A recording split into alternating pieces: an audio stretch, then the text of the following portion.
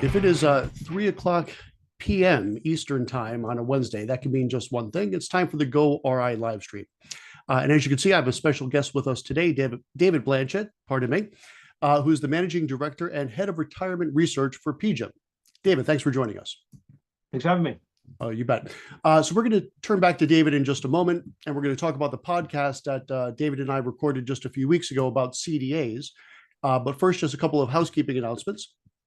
Really pleased to announce that we are going to have the first in-person RIA Summit, the Investment News RIA Summit of the year. It's going to be in New York City on April 16th. All right. So if you could find yourself getting to New York City, April 16th, we're going to have a full day worth of in-person content, all things related to the RIA space. And that's going to be in downtown Manhattan. And if you'd like to go, just go to the Investment News website. There's a registration link there. And if you want to get a discount, and who wouldn't, just put in Chuck 25, and that's going to get you a 25% discount to that. The other housekeeping announcement is we're going to have, for the first time in a while, not the first time ever, but the first time in a while, the goRIA Virtual Summit, which I'm super excited about. That's kind of my little baby, and that's kind of how all this started a couple of years ago.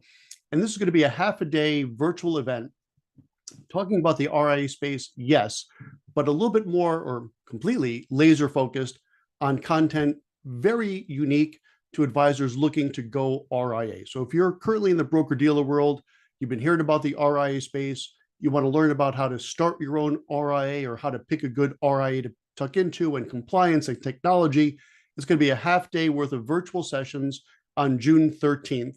And you can soon register for that. The registration link for that is not quite open. We just locked down the date, but maybe save the date for June 13th. Okay, with those housekeeping matters off the plate here, let me turn it back to David. And David, I'm glad you're joining us today. Your podcast just dropped this morning, and it's all about CDAs, contingent deferred annuities.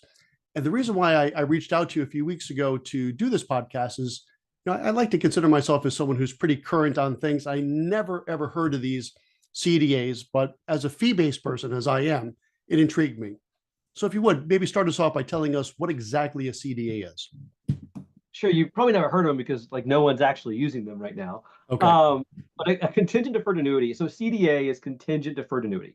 So there's other better words to use to describe it, like an insurance overlay or a lifetime income overlay, where it sits on top of a portfolio. So right now, if you're an advisor who wants to have a client that gets a lifetime income through an insurance company, you've got to transfer the assets to the insurer.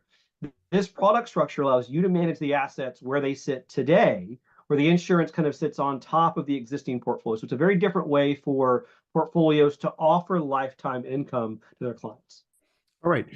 I love that concept. And especially, I think it was really big when, and I know David Lau over DPL was a big proponent of this, the fee-based annuity.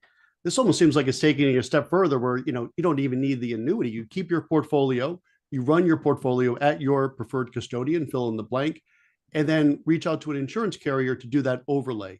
I think that's genius. So we were talking a little bit off camera. That's been around for 10 years, but no one's using that. Is that going to change, or what's the story with that?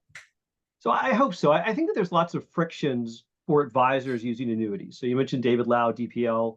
They're offering kind of like the fee-friendly products that don't have the commissions that are easier for RIAs to use. Well, I think this is a product that will really help with some of the frictions you see using annuities today, since the advisor can build the portfolio how they want. Now, to be clear here, I think some of the earlier products we see in the market won't allow advisors to use everything. You're not going to, for example, be able to use probably crypto because it's difficult to hedge. But right. I think that what we are going to see is a lot more insurance companies bring products to market that let advisors offer this kind of protection in the environment that they're used to working on. I think a lot of advisors, especially RIAs, have been weary about transferring assets to insurance companies. Their value prop is managing portfolios, things like that. This kind of allows clients to have both. It gives them the chance, the advisor, to manage the portfolio in the native environment. And it allows them to offer meaningful protection against longevity.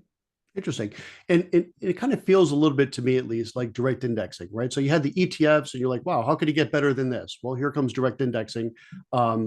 By some accounts, an ETF killer, probably not across the board, but in some cases it is better, I think.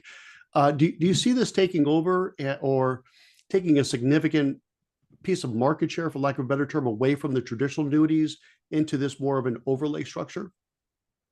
So honestly, I don't, because I don't think that a lot of RIAs recommend or allocate to annuities right now. I think Yeah, that there's, I think it's kind of binary, like right now, either you do or you don't use annuities. A lot of the posts that don't use annuities define themselves as portfolio managers. Like that's what they do. They're fee only, they're whatever it is. I see this as a way to penetrate a market that really hasn't focused on solutions before. So I actually view this as kind of growing the pie of households that use insured solutions versus kind of pulling away from the more traditional types of annuities.